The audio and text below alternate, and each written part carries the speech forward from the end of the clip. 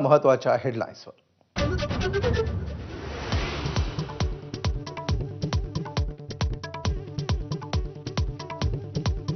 दहशतवादाला सडेतोड उत्तर देण्यासाठी भारतीय सैन्याला पूर्ण मुभा।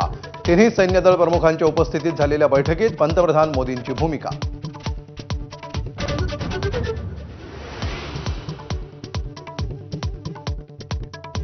आपल्याकडे वेळ कमी आहे आणि लक्ष्य मोठं आहे। युवकांच्या परिषदेत पंतप्रधान मोदींचं सूचक वक्तव्य।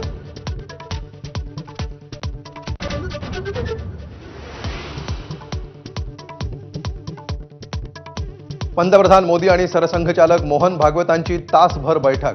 सैन्य दल प्रमुखांच्या बैठकीनंतर मोदींची भागवत यांच्यासोबत महत्त्वाची चर्चा।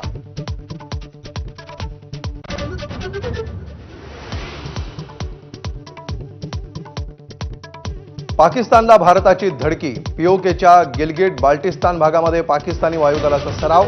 युद्ध सरावाला ललकार ए मोमीन असं नाव।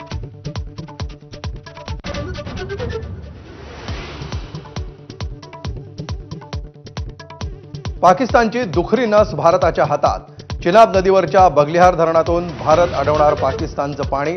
बगलिहार धरणावरून एबीपी माझाचा ग्राउंड रिपोर्ट।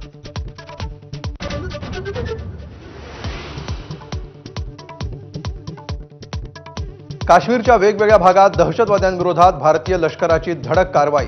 एएनआयच्या सूत्रांची माहिती। जागोजागी सर्च ऑपरेशन। दहशतवाद्यांची झाडाझडती, लांडगे तोड सुरू।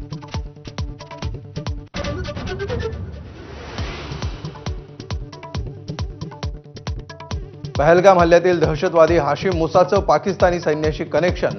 मुसा उर्फ आसिफ फौजी पाकिस्तानच्या स्पेशल सिक्युरिटी फोर्समध्ये कमांडो असल्याचं उघड।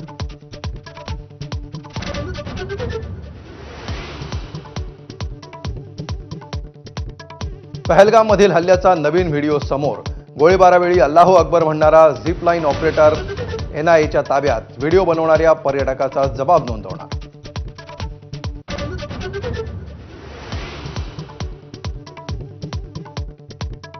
पाकिस्तानी विमानांसाठी एअर स्पेस बंद करण्याचा भारताचा विचार। एबीपी नेटवर्कला खात्रीलायक सूत्रांची माहिती। तर पाकिस्तानकडून याआधीच भारतीय विमानांसाठी हवाई हद्द बंद।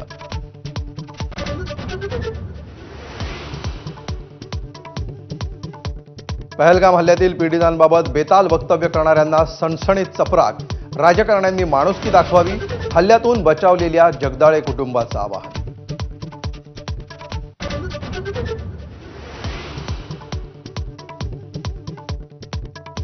पहलगाम हल्ल्यातील महाराष्ट्रातील मृतांच्या कुटुंबियांना प्रत्येकी 50 लाख रुपये आणि एकाला सरकारी नोकरी।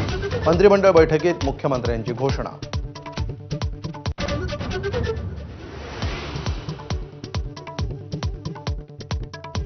जबाबदारी घेण्याच्या वेळीच पंतप्रधान मोदी गायब। फोटो शेअर करत काँग्रेसचा हल्लाबोल। तर भाजपच्या टीकेनंतर काँग्रेसनं पोस्ट हटवली।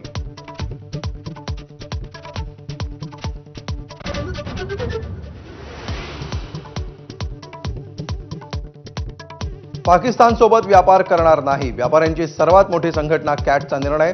सरकारपाठोपाठ आता व्यापाऱ्यांकडून पाकिस्तानची कोंडी।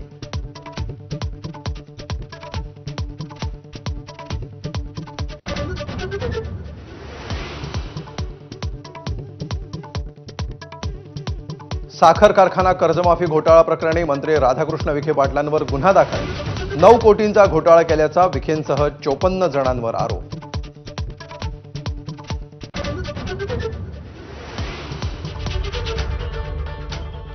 जम्मू काश्मीरच्या पहलगाममध्ये झालेल्या दहशतवादी हल्ल्याचा जगभरातल्या अनेक देशांनी निषेध केला। 26 पर्यटकांच्या